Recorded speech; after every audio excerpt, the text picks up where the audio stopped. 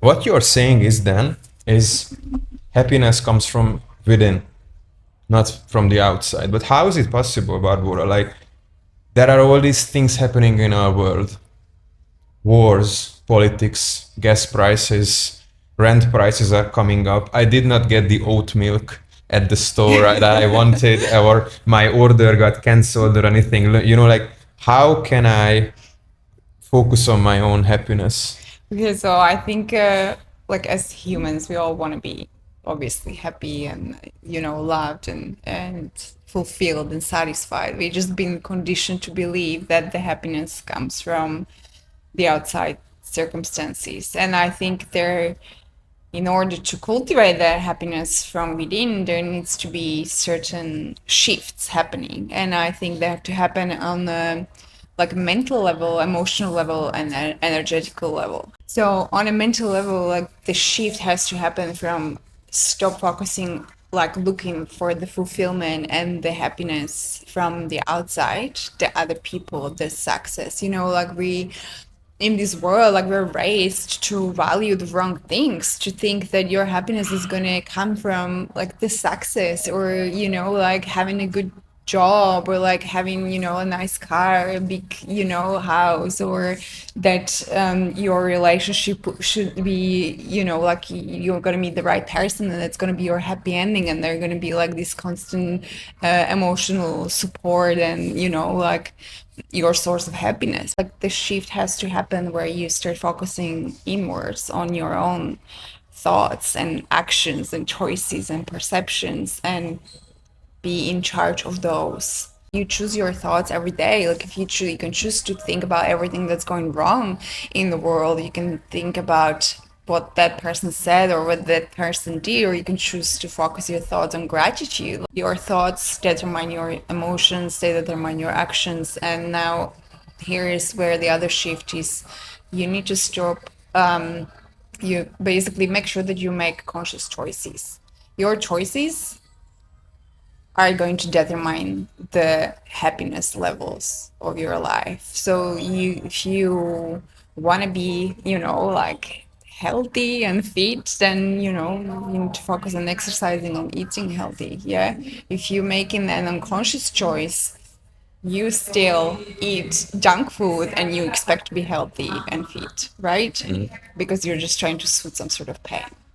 But why doesn't, for example, you mentioned cars or big houses or a nice partner? Why is it not happiness? People seem to be so happy in big houses with big cars. But we confuse happiness with instant gratification. It's not happiness. It's a temporary pleasure. It's a temporary thing that's going to make you feel better in a moment or for a little while, but it's ultimately unsatisfying. It's an endless pit of always wanting more and never getting enough, because it's always coming from the outside. You're not the one who's choosing your reality. You're not the one who's choosing your thoughts, your actions. You're not the one who's building your virtues and your character.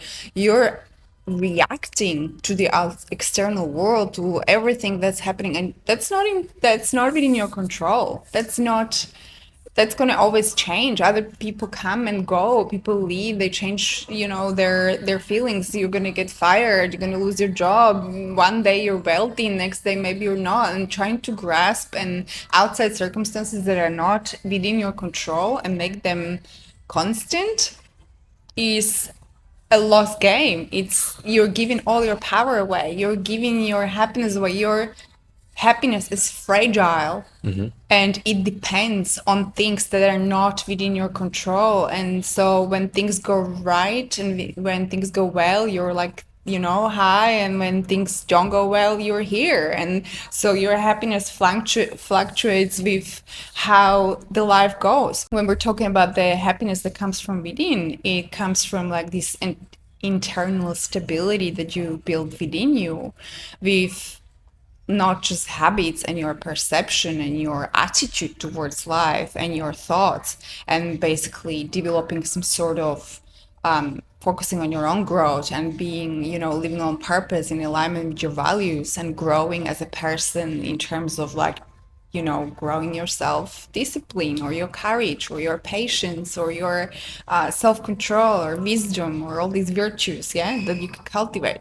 Because then when things happen, when things don't go your way, you still have this stability within you. You can be peaceful in the middle of uncertainty. You can still have integrity when other people don't show you kindness, or when there is a challenge. You can still have self-discipline when there is temptation, and you dictate your inner state. It doesn't fluctuate based on whether things go right or they go wrong, whether somebody likes you or they approve of you, or whether you get promotion or you get fired. You're basing your internal state on is basically you're stable within.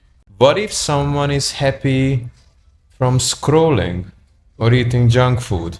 What if it makes me happy that, I don't know, I date a new girl every week? What if it makes me happy to have that big Audi that I always wanted, or to play video games? Okay, so I think that's another misconception that's going on in this culture, where we confuse happiness with instant gratification, and What is just instant sort of gratification like for a you? quick fix dopamine hit, sort of like patch up the unconscious choice where you're reaching for an activity that suits your pain. Like if you think about scrolling, or if you think about junk food, or if you think about I don't know, even shopping. Some people do shopping, yeah, to feel better, like buy myself a new dress or whatever, just in order to feel better. These are unconscious choices that are coming from a need to soothe an uncomfortable feeling, whether it's boredom, whether it's pain, whether it's loneliness. Swipe right? Like next day, like then just to fill up some sort of void or uncomfortable feeling. Then what you're actually talking about is not a lasting happiness. Again, you're just doing something to avoid the uncomfortable feeling that you haven't faced yet, or that you haven't learned how to regulate in other healthy ways yet. And what you're doing is literally just like giving into the impulses. And that's another shift that I wanted to talk about, is the shift from making unconscious choices that are kind of like giving into these dopamine fixes, to a conscious choice. So when you look at your patterns, when you look at this, there has to be a pause between uncomfortable feeling and the reaction or the response. If there's no pause, you just quickly try to soothe it. You just quickly try to feel better, have that chocolate, or like swipe right, or like call somebody just to feel better, or go out, like be with other people every time you feel lonely, or like go on the shopping, and buy something online for yourself. Then you're not responding from a conscious, like you're not making a conscious choice that's gonna benefit you in the long term, that's in alignment with some sort of your values, that's enhancing your life. You are just soothing uncomfortable feeling, and you're no longer in control of or building any lasting happiness. You're looking for a quick fix. But the dopamine works on a physiological level, like from neuroscience point of view. It's quick high, it's like a steep high and then low drop. So you feel even shittier the next day. You feel even worse afterwards because it didn't work. It's a temporary You satisfaction. tend to be right, yeah. When I scroll for like 12, 14 hours a night, which I do every night basically, I tend to feel shit in the morning. You are right, actually. Like, but the thing is, whenever I just stay alone with my thoughts, it's uncomfortable. I don't like it. Like all this stuff come up from my childhood, from my teenage years. I don't want to feel them. I'd rather be happy. I don't like this sort of stuff. It's better to scroll for me because then I'm distracted from these things. I don't like that. So why shouldn't I just scroll? It makes me happy now. It gives me the dopamine. Then I just keep scrolling. It's Yeah. easy. Well, I think humans were wired to avoid the pain and to look for the pleasure or Why would you like the want the pain if you satisfaction. have the pleasure? Like pain is bad, no? Because it doesn't last, because it's a quick fix that's gonna ultimately make you feel worse, because what you're doing is basically weakening your own self-control and self-discipline. And I'm not saying just like this is just a question of self-control, because it's not. Like when we're facing our shadow self, that's literally the unconscious, our it's not like some negative part of ourselves that needs to be eliminated. It's like a collection of our pain and, like hurts and wounds and fears that we accumulated over life. And when we get triggered or we experience some sort of negative emotion, usually that's our past coming, dictating our actions and telling us what to do and react. So you want to scroll to feel better. And most of the time, we do this unconsciously. You just want to like ease this pain or like these, boredom or whatever uncomfortable feeling. But that's not going to lead you to a lasting happiness, because you're not building, first of all, on a conscious level, you're not building trust with yourself. You're not having any self-regulation habits that help you to build that kind of emotional self-regulation that you need in order to be in charge of your own happiness. And another thing is happening is you keep sending messages to your subconscious mind that what you want to do, for example, you want to be fit, you want to have a loving, deep connection with another person and have a healthy relationship, or you want to save money, or you want to, I don't know, build a business. But then what you do is the opposite. You watch Netflix and scroll social media instead of building your business. You eat, sweets and junk food instead of going to gym and working and taking action that benefits you in the long term and enhances your life according to your goals and your values. You go on, socialize with people where you have, I don't know, superficial interactions, and you're not actually facing your own inner world and becoming the person that you want to be, so that you're ready for the real love and the real deep connection that you want in your life. Or you go shopping instead of, saving the money, then you're sending messages to your subconscious mind that your words and your actions do not align and you're not to be trusted. And when you stop trusting yourself, then you sabotage yourself even more. So it's like an endless cycle, So you say that if I just numb myself and I scroll and I don't pay attention to these feelings, then it's gonna become even worse and it's gonna stop me from reaching my goals and what I really want in I mean, life. absolutely. That's how dopamine addiction works, right? Wow, It just I did not distracts know you. that. It's so cool. But like it's so hard. Like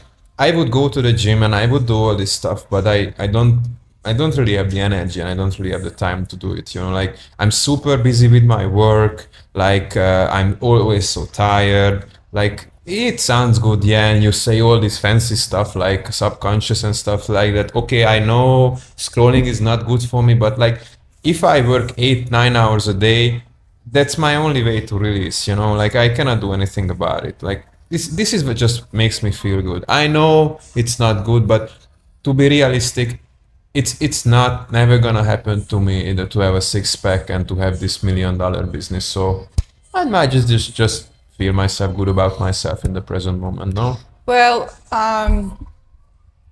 that's kind of giving up on what you want, really. And I think it also comes to the sort of like a point where you get clear on what you want in your life. And if you want something, then like your actions need to meet, like you need to sort of get to a place where you have long-term solution or a long-term goal in mind where you're making your choices. And if you're just making unconscious choices or let yourself off the hook, then that's where you're gonna be in the next 6 months. Or maybe like if you're okay with having health problems and being overweight, then yeah, keep eating that unhealthy food. But don't expect to be fit and have a six pack while you're having these habits. Don't expect to save money if you're spending it on shopping every time you feel uncomfortable, right? Don't expect to have a lasting, beautiful,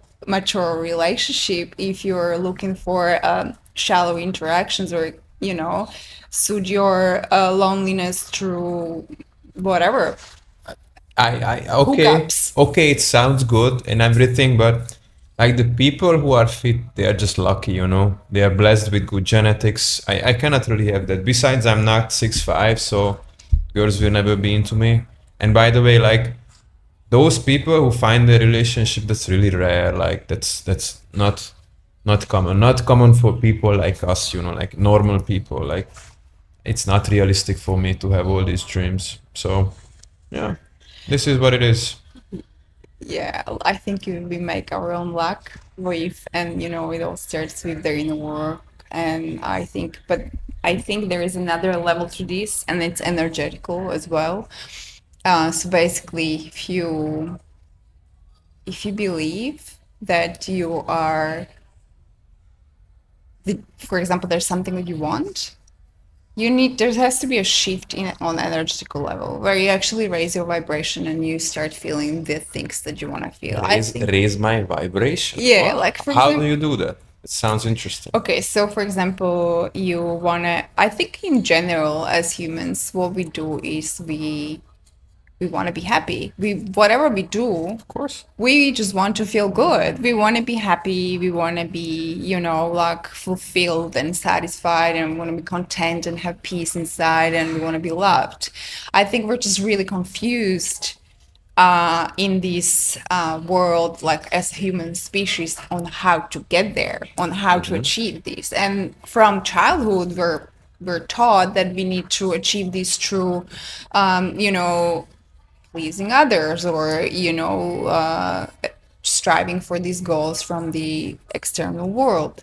And I think we should start change this, right, and start bringing and raising children, and like get this idea around that we actually need to start implementing this wisdom into even children from very young age. We are in charge of our happiness, and to focus on that inner world and on your energy. Now raise your energy or raise your vibration to a level of joy or happiness or peace. You can do that by focusing on the things, like changing your thoughts or your actions, and like do the things that are not just good for you, but like actually raise your vibration. Like here's, for example, what I do. I practice thoughts of gratitude, as I told you. Like I do this rampage of gratitude. I spend time in nature. I meditate. I do breath work, which is like, it regulates your nervous system. It gives you healthy doses of dopamine. Then I do the journaling where you do self-reflection and, listen to podcasts that inspire me, that, bring me wisdom, and like you focus on the things that are positive in your life. And then you raise your vibration to a level of, I also do some energy work where, I connect to nature and I connect to the elements. But basically, you are in charge of how you feel. And I think once we get this, then we can stop looking for the happiness from everybody else and outside circumstances, and really just like look within and start doing the things that make you feel good, not just temporarily in the moment in terms of like quick dopamine fix in, like unhealthy habits, but also that enhance your life in the long term.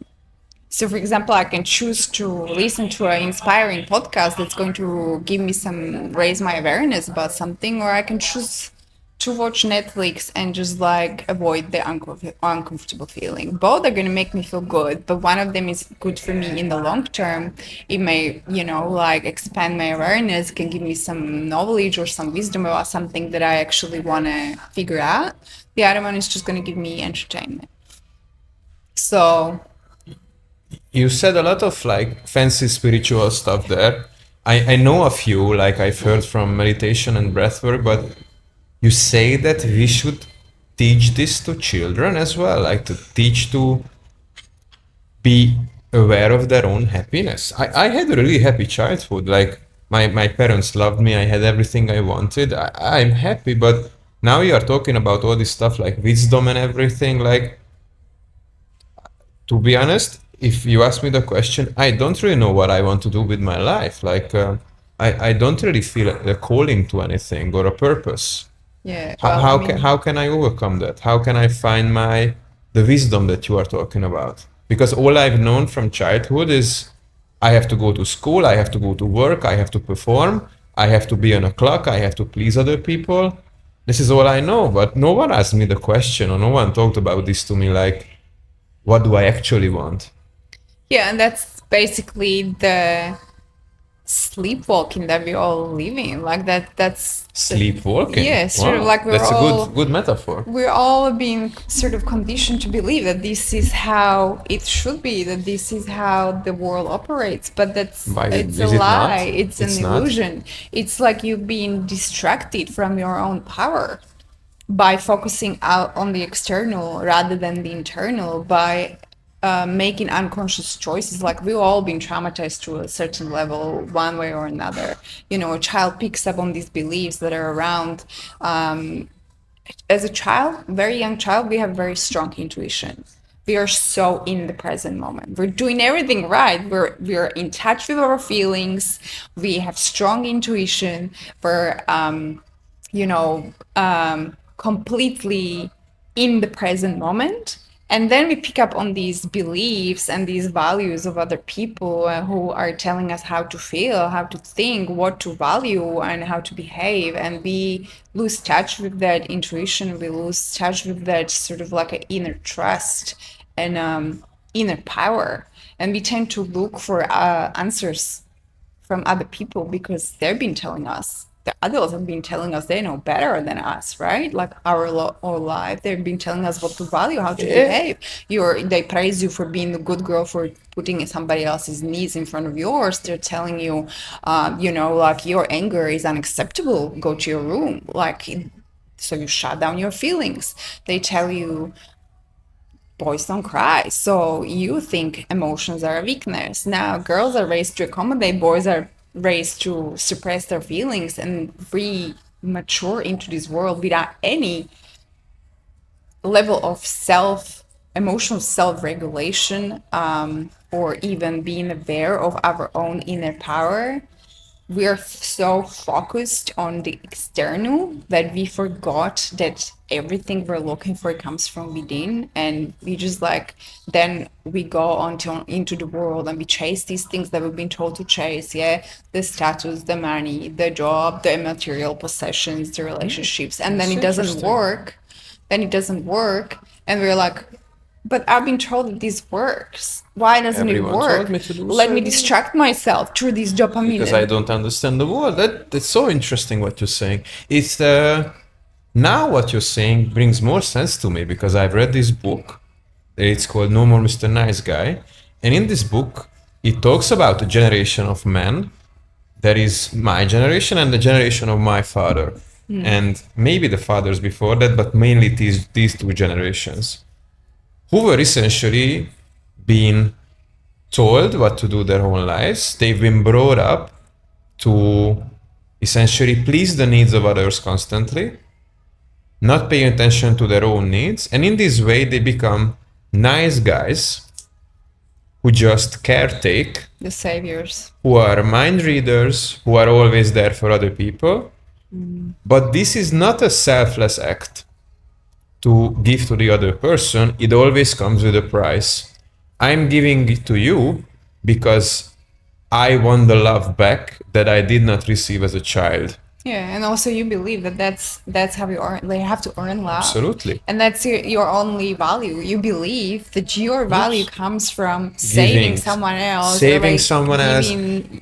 Putting They their emotional choose, needs. yeah. They choose partners, these nice guys who are need saving, who are going through some emotional distress, who've been traumatized, who need this saving. And then these nice guys use the other person's insecurities and problems to hide their own, because they've been told in their whole lives that they are only valuable if they don't show any weakness. They will only be accepted and only be loved if they hide their weakness and they serve the other person with everything they need. But the problem is when these guys start to form relationships, they soon start to smother and suffocate the other person with their love, because the other person feels that it's not unconditional. This love, it always comes with a price. When we are a couple and I buy you a bag or I take you out for dinner, it always has some ulterior motive, subconscious thing of I'm wanting something in return. These nice guys tend to whisper, according to the book, to their partner's ears, I love you, only to hear the same thing back.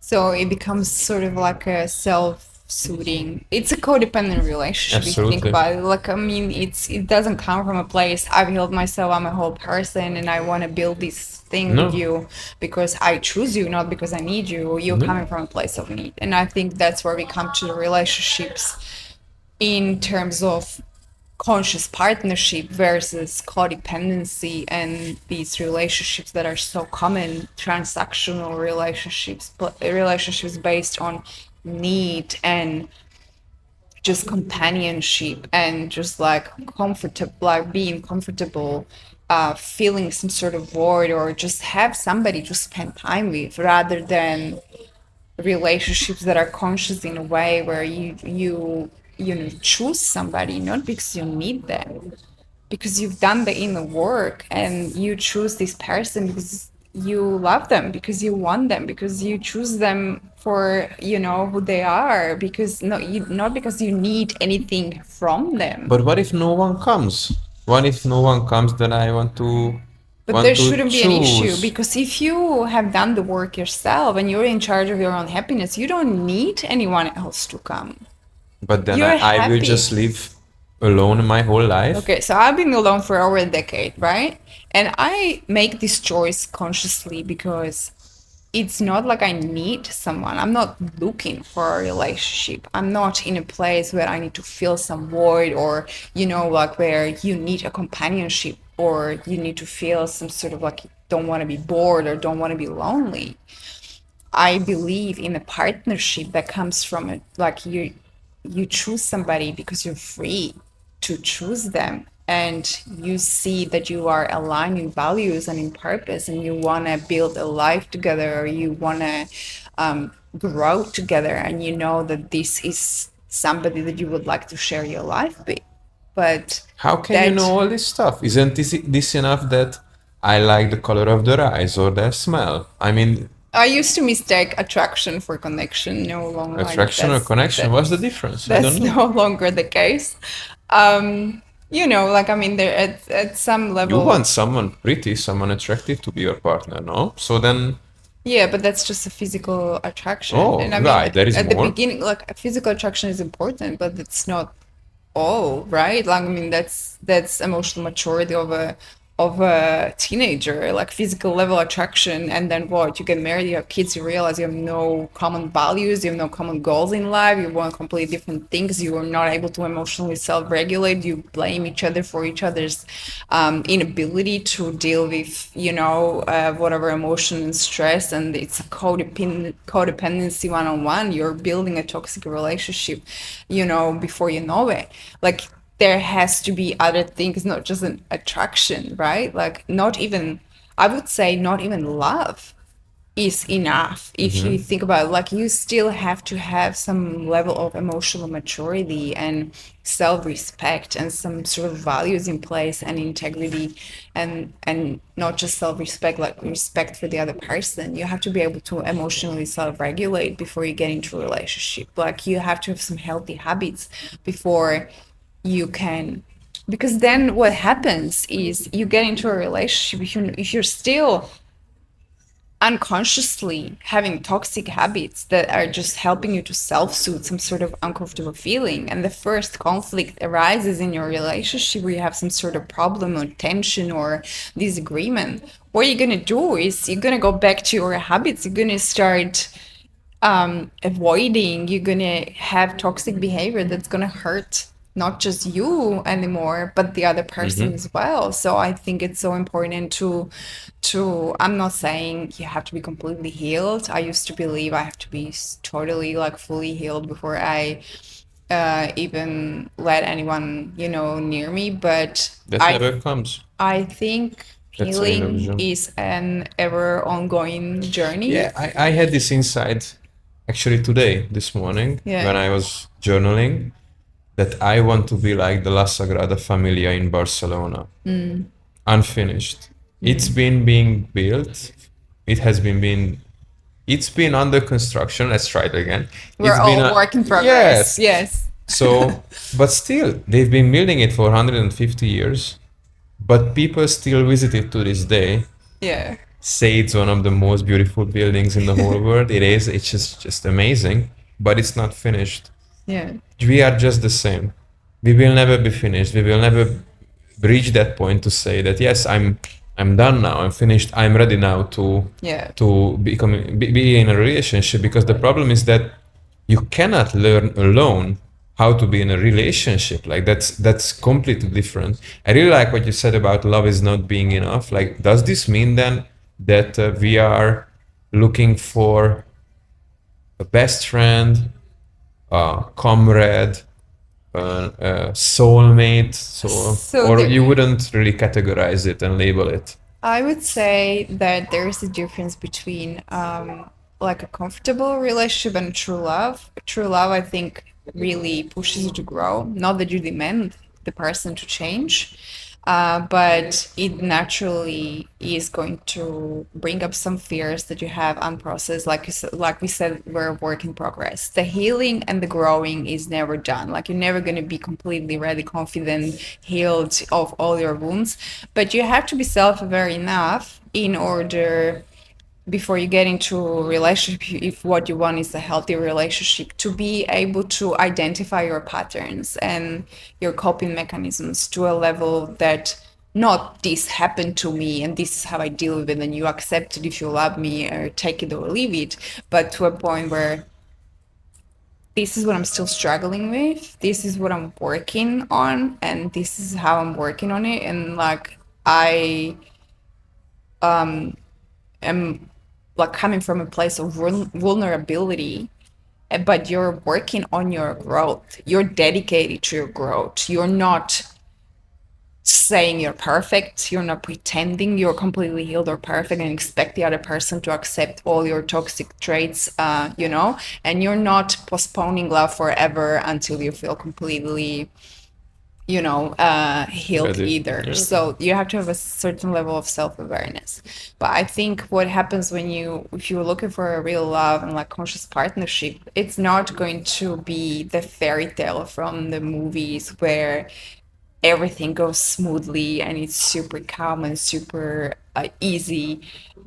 That's the kind of thing you might get on maybe dating apps where you're just like looking for a shallow interaction where it's going to be just comfortable or like based on just staying within your comfort zone. That's not going to push you to grow. It's not going to push Staying you to within my face comfort your zone. What, in what sort of way? so if you like from a point of view where we're talking about real love versus transactional relationship that's based on making each other just comfortable and like just spending time together just so we're not alone or filling each other's voids Have so that someone by my side just till I'm scrolling on my phone. yeah, have someone by my side while I'm scrolling on my phone. Exactly, perfect example. The true love is completely different. It's gonna make you like realize the unhealed parts of yourself. It's gonna bring out your fears, but in a way where you want to deal with it because you want to show up better for the other person. And so, for example, while one person is still learning self-respect, the other one might be still learning how to be emotionally like more brave and have more courage and not to avoid their feelings or not to run away while you're still working on how to not chase the approval of others, or like the law or whatever you cannot control. They're still learning how to have deal with their impulses to self-regulate in toxic ways. And until this is brought to some sort of like a conscious level where you have both done the healing work and you're working on it consciously, I think there's going to be either a separation or some, like, basically real love triggers you and helps you to heal and helps you to grow. It doesn't let you stay in your toxic patterns, in your avoidance, in your comfortable ways of dealing with things, because then you're Yeah. gonna go But apart. then you said that you want to show up differently for this other person. You want to show that you are growing and you grow together, But and you're but it's also for also a bit yourself. like, yeah, also for yourself. But isn't that this mean that I have to change myself to appease to the other person? Let's just give an example. I attract someone who I think is much higher value than me, much better than me, much nicer than me. Then in this sense, if I want to show up to be the best I can all the time, it also means that I have to change myself.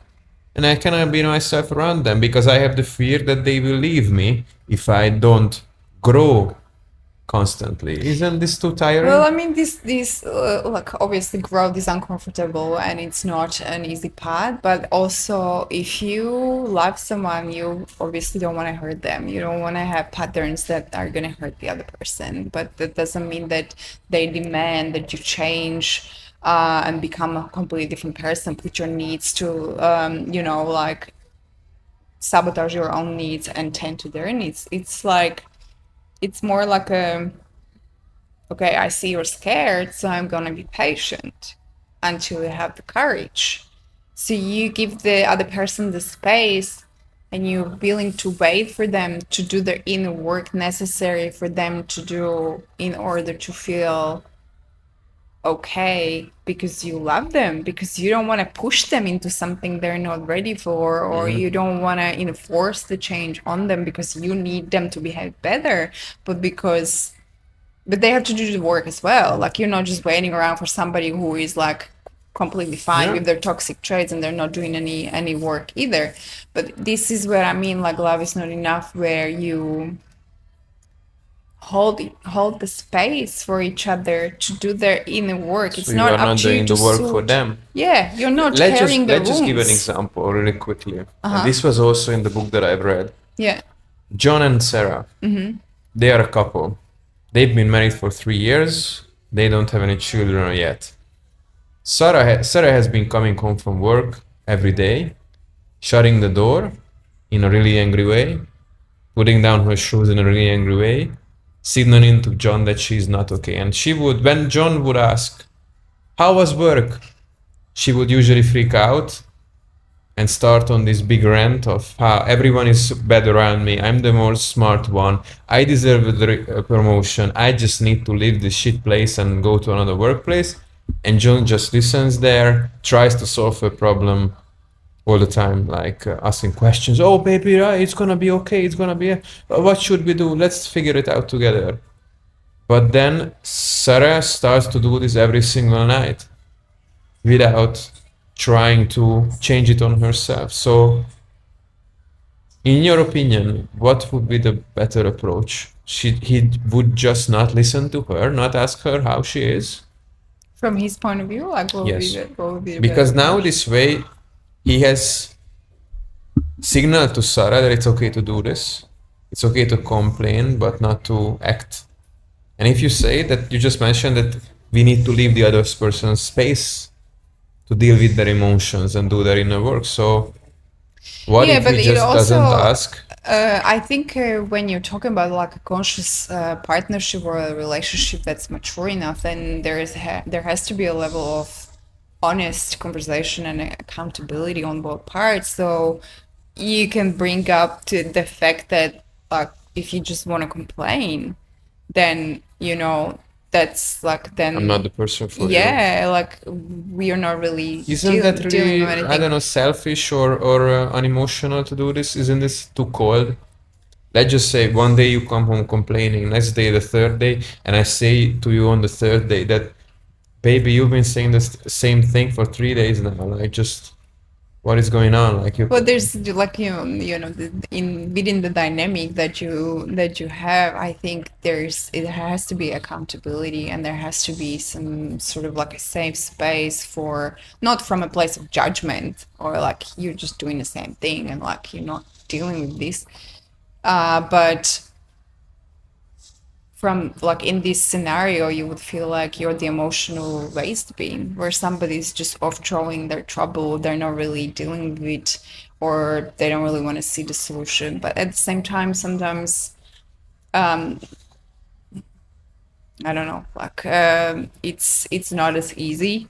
I think this scenario, what does the book say?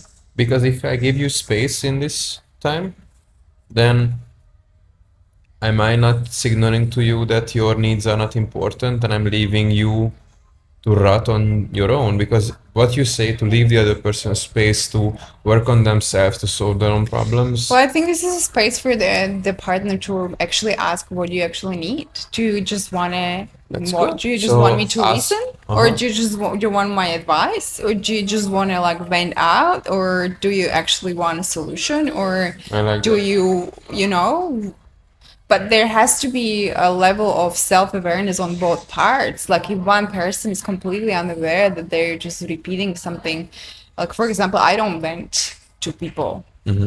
I don't like it when people vent to me their problems, and like it makes me feel like I'm a therapist, like and I've been like I've experienced multiple relationships like this where I feel like a complete waste bin of emotionally being completely drained, where people just offload their troubles onto me without even wanting to solve them, just like all their conflict history of their conflicts with everyone, and I'm like, that's not my job, like I'm That's not your the job, not mine. therapist. Yeah, like and I think that's where Maybe you could charge them, no, but hourly rate or something. yeah, but this is, I think, the unhealthy expectation that so many of us have in this world, where we expect the other person To listen. just to be the constant emotional support, the therapist, the savior, the provider, all these wrong expectations that we have on the part that the partner is meant to fulfill, rather than having a healthy expectation of And like, it's not just the partner, like us men, we hear the stereotype that girls call each other, their girlfriends, to vent out. Like, I'm gonna call my friend Susan now, we're gonna talk for 2 hours and cry and everything. Now then, is it healthy or not to do that? well, I don't do that. I don't like when people do that to me. But yes, it's very common in the world where people just like went out. I don't see the purpose of it because yeah, you do want to have some level of emotional support within your friends, but not to a point where you're not really solving the issue yourself. You don't have any level of self-reflection. You're not actually thinking what this lesson is. Like I always try to look for, what is this situation teaching me, like what is it showing me about me, what's the lesson in this.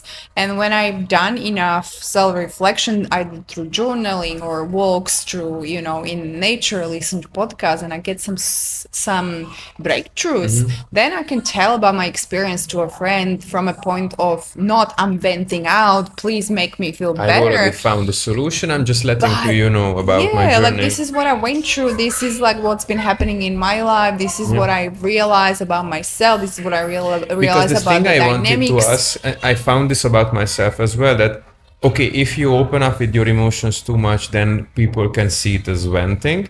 If you don't, then people cannot connect to you, and you are Yeah. emotionally separating. So where is the fine line between showing your emotions but not venting? Well, I think the final line is like when, if you haven't processed it yet, if it's too raw, you're trauma dumping. You're Trauma venting. dumping, You're venting about something that's going on now, or like something that happened in the You wait past. in this way, I'm catfishing for you. You are so the tool. I want you to Yeah. solve mine. I'm shooting this out in front of Yeah. you, hoping that you would solve it for me. Or just to feel better. Basically, you become a tool. But again, as you said, it's instant gratification. It's not making it better No, at the moment. because you're not learning self-regulation, you're not actually having any self-reflection, you're not doing anything to make yourself come to a place of I have, handled this, and this is what this situation or this relationship had taught me. And I think there is a value in any interaction that you might have, whether it's triggering one, it's a lesson, or whether it's, it's coming from a place of love and support. But there has to be self-awareness and self-reflection before you start venting on. So I think to answer your question is when you're like too upset, you're too in the emotion, that's not the time. That's not the time to be That's the time venting for out to other people. self-work and, That is the yeah. time for you to process your emotion, self-regulate, reflect, figure out what it means, try to, at least have some level of give it a thought, like what does this mean? What is this showing you about you? Other people don't know why it triggers you. It might be completely irrelevant to their life experience. It triggers you because there's some whatever situation is triggering you or is hard for you because you are the one who needs to experience it in order to learn something about yourself and grow a little bit more and advance as a human being. And the other person will never experience it in the same way as you because they Yeah. only see the watered down, filtered, sampled Through your version. perception. Yes, Yeah. this is what I'm telling you. Yeah. I'm telling you about my relationship problems, but since it's not healed fully, I'm only telling you that this other person was an asshole. They are the bad guy, they are evil. This is the only perspective now that you see from the story. Whereas if I, according to you, if I sit with it, if I reflect on it, then maybe I come to the realization of maybe I was a bit of an asshole as well. So there is like two levels of this, what you're saying, and then one of them is not only you're venting out to a person and you're bringing your perspective that's already sort of like twisted. Your perspective is a collection of your own fears and your past, judgments. We are the and biggest liars to whatever ourselves. you Yeah. experience in the past that's going to shape your perception of any given circumstance or relationship. Like we're bringing in these past hurts and fears, and we like so many times we make assumptions about Yeah. somebody or why the person did what they did They must have before yeah. even understanding it. So now you're bringing a twist, like sort of like a limited perception to the equation, and you're talking about somebody else. You're expecting somebody else's support or maybe the solution, and you're basing your happiness and your internal state on outside circumstances, on your relationship that upset you, on the friend that you're venting to. You're not doing any inner work Any there. inner- And that's your job. Your job is to do the inner work, to reflect, to self-regulate, and then I like this idea. Then let's talk a little bit about how one can start on this journey of inner work. I will tell you my perspective first, okay? So Yeah. just to know where I'm coming from. The big shift for me regarding the inner work was when I moved away from an exchange semester to Dublin in Ireland. Up until that point, I was living in Hungary, first for 18 years in my hometown in Debrecen. Then I moved to the capital, Budapest, for university, but the breakthrough for me was when I moved to Dublin, separated from my roots entirely.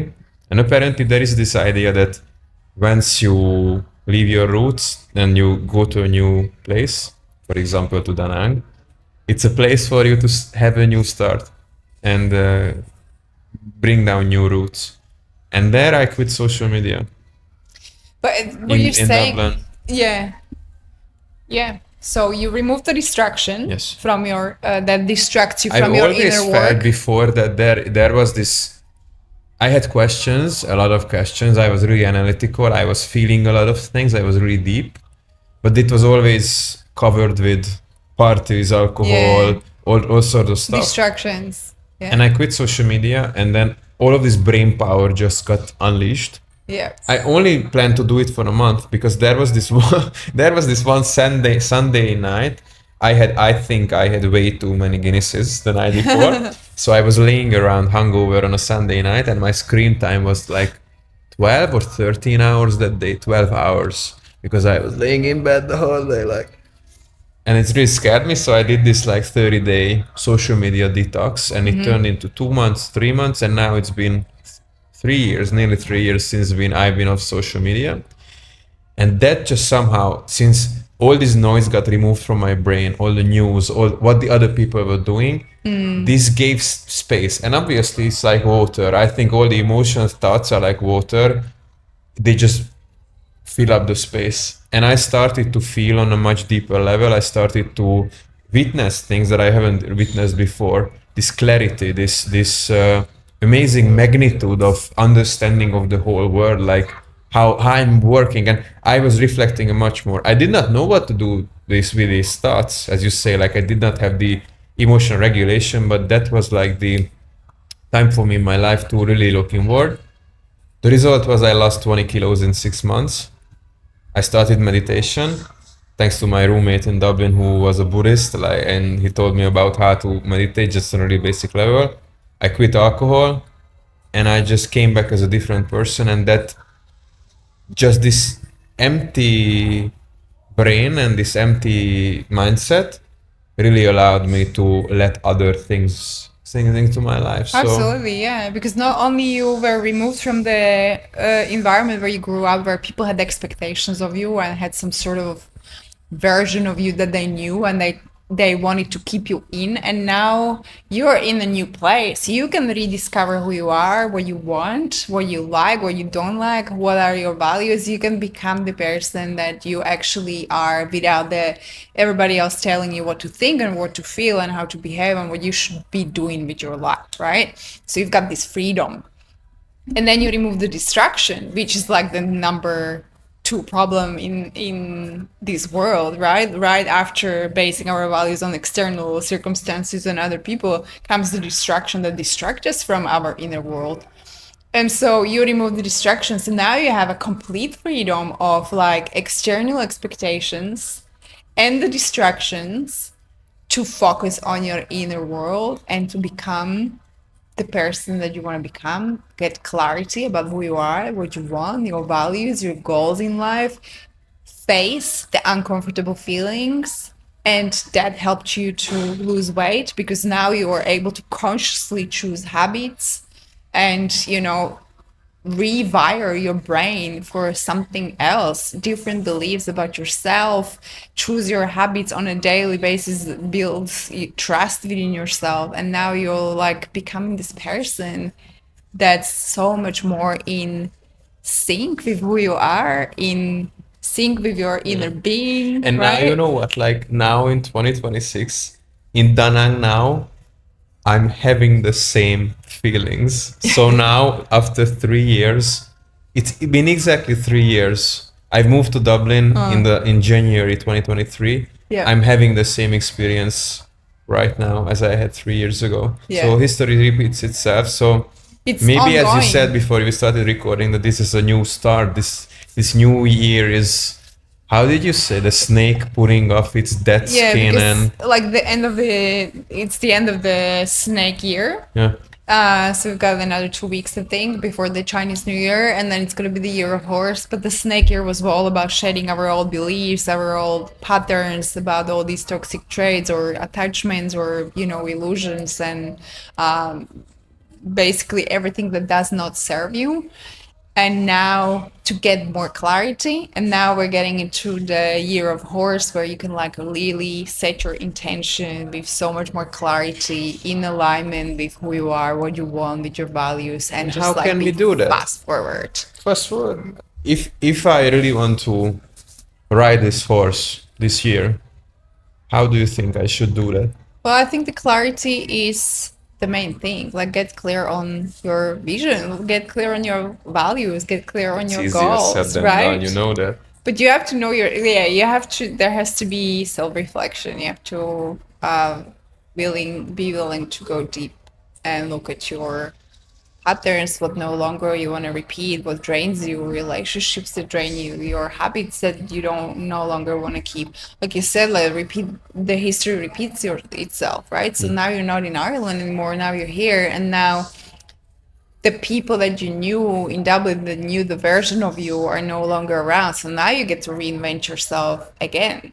And we get to reinvent ourselves as Ourselves many over times and over, as yeah. we want. And I think that's why the getting out of the comfort zone, getting out of the autopilot is so important. Like for me, when I feel like I'm stagnating or like I'm starting to operate on an autopilot, that's like a time for me to make either a major change or like really make some changes in my life. For example, last year I left to Costa Rica and I was like, oh my God, maybe I'm done with Asia, because I was feeling I was doing the same thing every day, just like sort of, when you have you ever had this feeling where you drive in the car and it takes you 2 hours to get home and you have no idea how you How got you there? got It's like you're on complete autopilot. You watch the whole movie in your head while you're driving. And you were that's, never there for a second, yeah. yeah.